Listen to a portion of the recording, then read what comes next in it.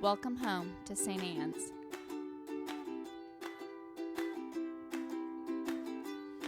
I promised I wouldn't fully. We want you to know that you're welcome to join us at 10 a.m. on Sundays. Please be sure to hit subscribe to receive our sermons. We can't wait to meet you. You will hear a theme today, and the theme is going to be this. So, in education, we tell you what we're going to teach you. We teach it to you, and then we tell you what we taught you. So be ready that I'm kind of doing the same thing. So every year at annual meeting, I have kind of a scripture that kind of anchors my thoughts for the year. And this year, the scripture is really going to be around Jesus sending the apostles out.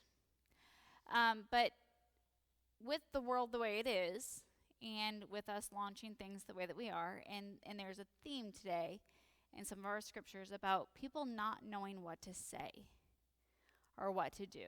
Do you ever worry about that? You ever worry oh, shoot, I have this big meeting coming up at work. I don't know what to say. I don't know what to do. I've got to prepare. And in Scripture, we hear again and again and again, don't prepare. Trust me. Just trust me that I will give you the words that you need to hear and the things that you need to do. And I want you to hear that as we launch our new year at St. Anne's, because we have, and we'll talk about this more at annual meeting, we have lots and lots of really awesome, exciting things happening and lots of unknowns. We have a new deacon. Hey, say hi, new deacon. We will have a new bishop. Yeah. We're hopefully eventually going to have this baby. Yeah, I'm really feeling that. So there are so many exciting, wonderful things happening. And I understand that there are so many unknown, terrifying things also happening. I get that. And that's the case of the unknown. There is no, in fact, people are always like, what's your birth plan, Meg? And I'm like, get the baby out. This is baby number 3. I don't believe in birth plans, because this is baby number 3 and ain't never a birth plan worked out for me, okay? This is the most pregnant I've ever been in public. And I'm not that pregnant. So, and I'll be honest, as a clergy person, and if I look at my life, none of it looks the way I thought it would look. I've told you guys what my life plan was. My life plan was to be single, have a dog, travel the world as a victim advocate lawyer. That's what my plan was. Here I am, 40, baby number 3, very, very married, and very much working in the church and serving in a school and doing things that I had no plans of doing. And we do the same thing to kids all the time. We're like, what do you want to be when you grow up? And I think that's a great question. I am not here to tell you don't ask kids what they want to be when they grow up, because I think it's important to have dreams and plans and things like that. But realize it's ridiculous. It's silly and it's absurd. And when we get tied to things that we have to do, or the words that we're going to say, or what this is going to be, we miss the opportunities for God to act. And then we miss who we are called to be and where we are called to go. God is very, very clear. Live in love. Live in love. And when we live in love, the rest will work out. It's going to be okay.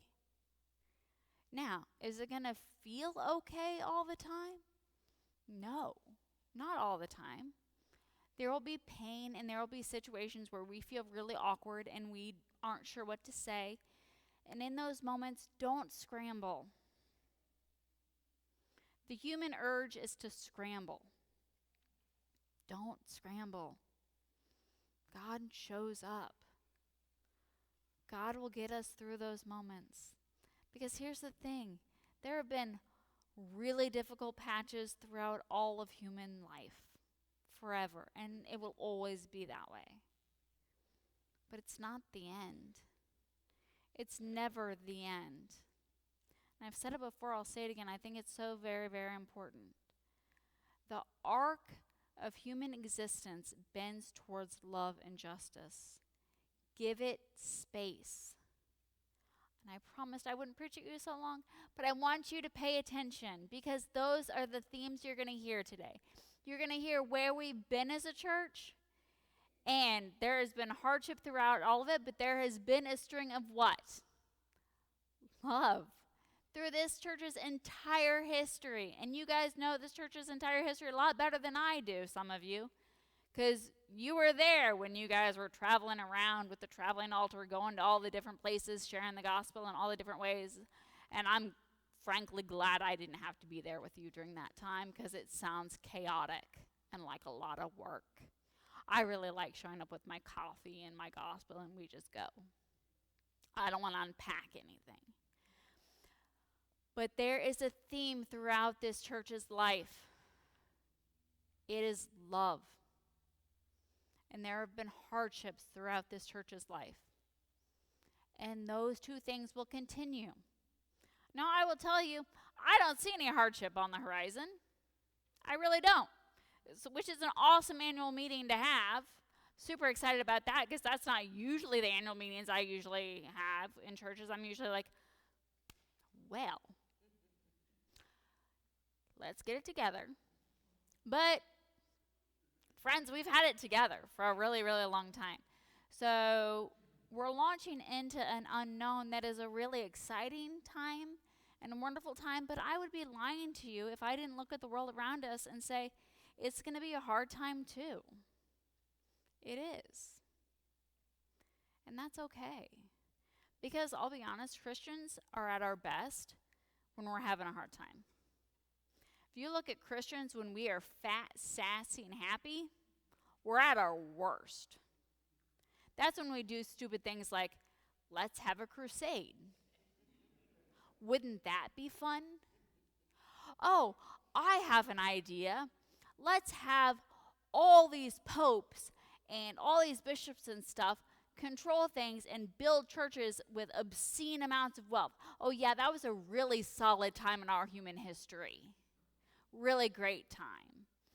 I mean, we've had lots and lots of times in Christian history that you kind of look, oh, proof of God's providence is that the church still exists in spite of us trying to kill it.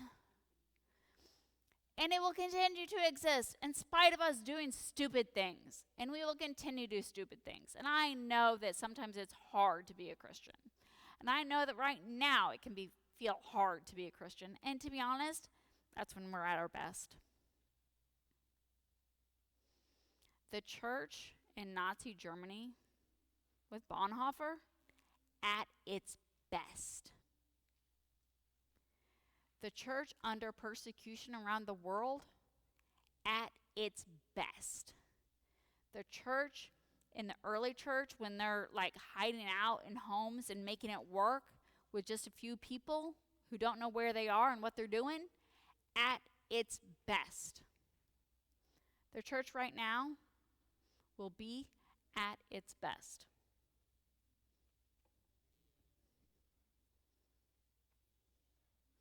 You never hear that in Episcopal Church. I don't even know what to do We with want you myself. to Somebody know just said that you're something out welcome loud to join and us came in. at I 10 was like, a.m. wait, on Sundays. Please be sure to what? hit subscribe I'm to used receive to our babies, I'm sermons. used to kids, We I'm can't used wait y'all to meet talking you. about the gays.